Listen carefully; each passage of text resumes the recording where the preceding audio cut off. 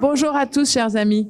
Je suis donc Arielle Borne, la propriétaire du château de Nellevieille, et je suis heureuse de vous accueillir aujourd'hui à Ainet pour parler d'une famille éminente, importante dans l'histoire de France, les Colbert.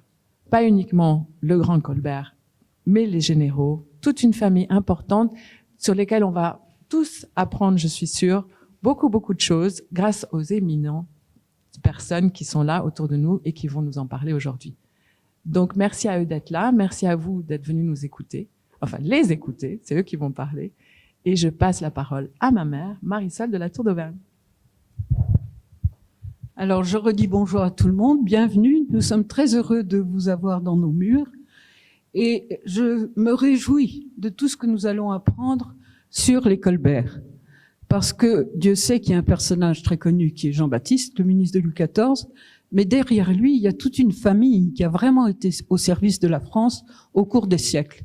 À commencer par ses frères qui ont occupé des postes de ministère très importants ou des archevêchés, etc.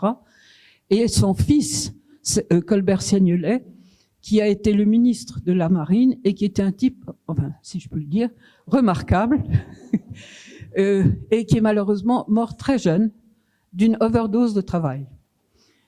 Mais Dominique Brem vous en parlera beaucoup mieux, ou Joseph, enfin, bon, les uns ou les autres.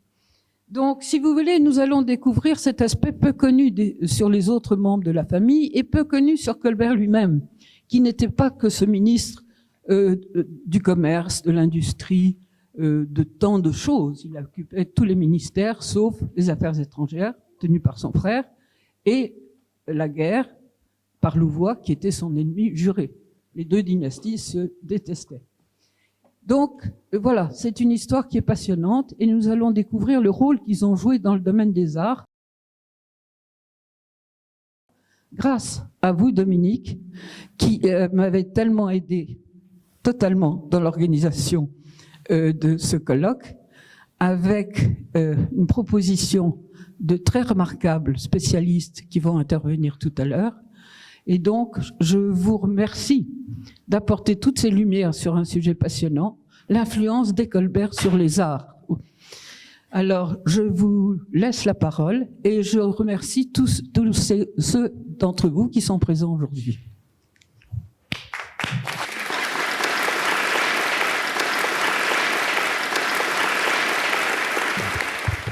Chère Marisol, chère Arielle, mesdames, messieurs, je voudrais commencer par vous remercier toutes deux de nous recevoir aujourd'hui pour vous parler de nos obsessions quotidiennes, historiens et historiens de l'art. La journée d'études à laquelle vous allez assister devait avoir lieu initialement au printemps 2020. À la suite de l'année 2019, qui était l'année du 4e centenaire de la naissance de Colbert, que nous avions fêté à Sceaux par différentes manifestations, dont une exposition très importante sur Jean-Baptiste Colbert père et Jean-Baptiste Colbert fils, qui étaient propriétaires donc du domaine de Sceaux. Et cette exposition a dû fermer précipitamment le 14 mars 2020 pour des raisons que vous savez.